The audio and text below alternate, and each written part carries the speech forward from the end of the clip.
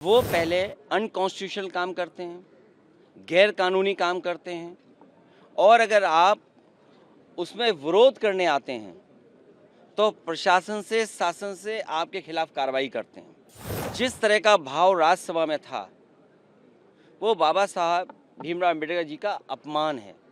जो परिसर है वो लोकसभा का है, तो स्पीकर साहब के पास हम बैठ करके बहुत सारी चीज़ों को सुलझा सकते थे। भारतीय जनता पार्टी के पास तरीके हैं, उनके पास मॉडल हैं, अंडरग्राउंड पॉलिटिकल उनके पास राय मशवरा आता है। वो कब ध्यान हटा दें, एक बात तो हमें और आपको ये समझनी चाहिए। मैं पिछले कई वर्षों से और ख़ासकर उत्तर प्रदेश में देख रहा हूँ, भारतीय जनता पार्टी का एक बहुत सोचा समझा मॉडल है कि वो पहले अनकॉन्स्टिट्यूशनल काम करते हैं, गैर कानूनी काम करते हैं और अगर आप उसमें विरोध करने आते हैं तो प्रशासन से, शासन से आपके खिलाफ कार्रवाई करते हैं। जिस तरह का भाव राज्यसभा में था वो बाबा साहब भीमराव अम्बेडकर जी का अपमान है। न केवल हम समाजवादियों के बल्कि पूरे देश के शोषित, वंचित, पीड़ित, अपमानित लोग और जो समाज में सबसे पीछे छूट गए थे उनके लिए आज भी वो पूजनीय हैं। आप किसी भी गांव में चले जाएं पूरे देश में, आज भी बाबा साहब को पूजने का काम गांव के लोग करते हैं। गरीब,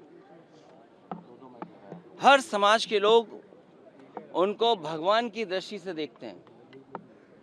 तो इस तरह की भाषा का इस्तेमाल करना न केवल निंदनीय है बल्कि शब्दों को वापस लें और माफ़ी मांगने की जो विपक्ष की बात है उसको मानना चाहिए सरकार को। और सच्चाई तो ये है कि जो व्यक्ति माफ़ी मांग लेता है वो बड़ा होता है। माफ़ी मांगने वाला व्यक्ति हमेशा बड़ा होता है। ये जो कलयुग आया हुआ है, हालांकि वो मैं नहीं कह सकता हूँ कहाँ से शुरुआत हुई थी, लेकिन भगवान श्री राम ने के अलावा जो हमारे भगवान हैं, भगवान श्री कृष्ण ने जब अपने प्राण छोड़े तब कलयुग शुरू हुआ। आखिरी शब्द भी यही थे जब उनको तीर लगा कि डेस्टिनी थी, ये माफ़ कहना चाहिए, भूल जाना चाहिए इस चीज़ को। तो कम से कम सरकार को जिनकी भाषा से, व्यवहार से पूरे देश का सेंटिमेंट बाबा साहब भीमराव अम्बेडकर जी के लिए जो अपमान की तरह भाषा इस्तेमाल हुई, उस पर माफ़ी मांगनी चाहिए और शब्द वापस अपने लेने चाहिए। राहुल गांधी पर एफआईआर हुई है सर, उस पर क्या कहेंगे? देखिए, ये हालांकि मेरी स्पीकर साहब से बात नहीं हुई और दूसरे पॉलिटिकल लीडर से बात नहीं हुई, लेकिन ये लोकसभा का परिसर है, इसमें सबसे ज़्यादा सुप्रीम अगर कोई है तो स्पीकर साहब हैं। अब सोचिए आप, बीजेपी के लोग तो स्पीकर के साहब के ऊपर भी चले गए।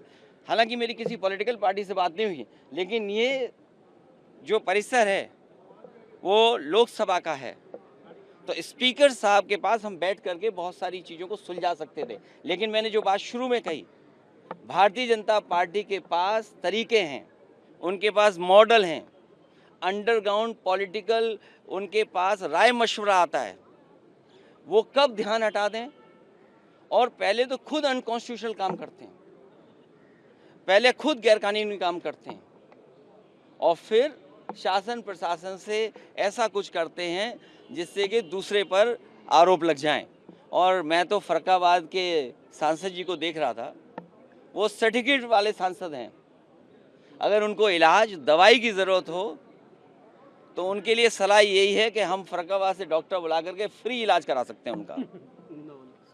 सर, बर्ग साहब पे एक और एफआईआर हो गई है, बिजली चोरी का एफआईआर। फिर मैं बोल रहा हूँ आपसे, ये बीजेपी का मॉडल है। किसी के घर में छापा मार करके इस तरह का काम करते हैं। पूरे उत्तर प्रदेश में सबसे ज़्यादा बिजली को लेकर के गरीबों को परेशान किया जा रहा है। बिजली को लेकर के एफआईआर दर्ज हैं। आज ऑन रिकॉर्ड मैं कह रहा हूँ ये बात, आप निकलवाइए रिकॉर्ड। सबसे ज़्यादा बीजेपी के लोगों ने मुकदमे दर्ज कराए हैं किसानों पे, गरीबों पर, और जानबूझ करके। आपकी कोई सुनवाई नहीं है, अधिकारी उनके हैं, अधिकारी खुद हाथ खड़े कर देते हैं, कहते हैं हम पे ऊपर से दबाव है। ऊपर से किसका दबाव है? मुख्यमंत्री जी का खुद दबाव है। और आज आपने अखबार में पढ़ा कि जब 5 लोग मर गए, न जाने कितनों पे झूठे मुकदमे लग गए, न जाने कितनों को अपमानित होना पड़ा है, घरों में पुलिस गई है, महिलाओं के साथ अपमान का व्यवहार हुआ, तब कह रहे हैं कि हर मंदिर को नहीं खोदना चाहिए। तो अगर किसी व्यक्ति ने, इतने महत्वपूर्ण व्यक्ति ने अगर ये स्टेटमेंट दिया है, तो उनकी जिम्मेदारी बनती है उनके दल के लोगों की कि सभी संभल वाले उत्तर प्रदेश के लोगों पर जिन पे झूठे मुकदमे लगे हैं, उनके मुकदमे वापस हों। हालांकि जान वापस नहीं कर सकते, कोई धरती पर ऐसा नहीं जो जान वापस कर दे, लेकिन कम से कम उन परिवारों की सरकारी मदद करे जिस तरीके से मुआवजा वो और दूसरे लोगों को देते हैं। सर, आरएसएस चीफ ने जो कहा है कि सद्भाव से रहना चाहिए और उन्होंने कह दिया, इसी में कह दिया। सर कल जो कुछ हुआ संसद भवन परिसर में, तो इस तरह की घटना ना हो। अब मैं तो चाहूँगा ऐसी घटना ना हो। हम एक दूसरे से, हमारा हमेशा व्यवहार अच्छा रहता है, लेकिन बीजेपी वालों को कौन समझाए, बीजेपी वालों को कौन समझाए। सरकार उनके पास है, प्रशासन उनके पास है, पुलिस उनके पास है। अगर ये लोकसभा परिसर में हुआ है तो चाहे कांग्रेस चाहे बीजेपी को सबसे पहले स्पीकर साहब के पास जाना चाहिए था। बीजेपी को स्पीकर साहब से शिकायत करनी चाहिए थी।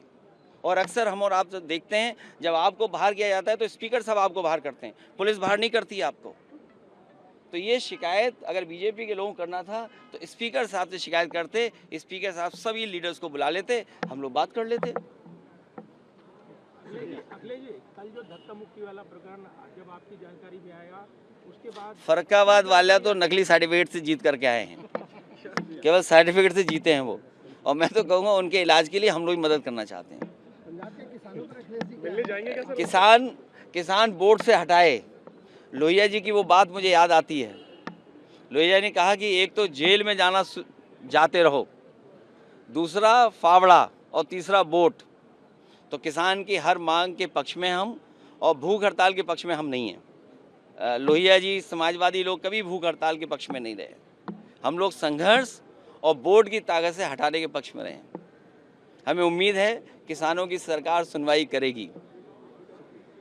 और आपको भी पता होगा कितनी किसको चोट लगी। आपसे बेहतर कौन है, सब कैमरे आपके पास हैं। अब आपका चेहरा भी बता रहा है कुछ ऐसा है जो हम नहीं जानते हैं। सर, नए साल में इंडिया अलायंस में कोई नई शुरुआत होनी चाहिए क्या? ममता बनर्जी को लीडरशिप देने की बात क्यों कही जा रही है। आप उलझाओ मत, अभी मुद्दा है लोकसभा का। और सच्चाई तो ये है कि जितनी इंस्टीट्यूशन बेहतर होगी, जितना हम और आप सब लोग इंस्टीट्यूशन को स्ट्रेंथन करेंगे, उतना ही नई जनरेशन को इस सिस्टम का, इस ऑर्गेनाइजेशन का फ़ायदा पहुंचेगा। For exclusive and insightful videos, subscribe to our new channel ABP Live Premium.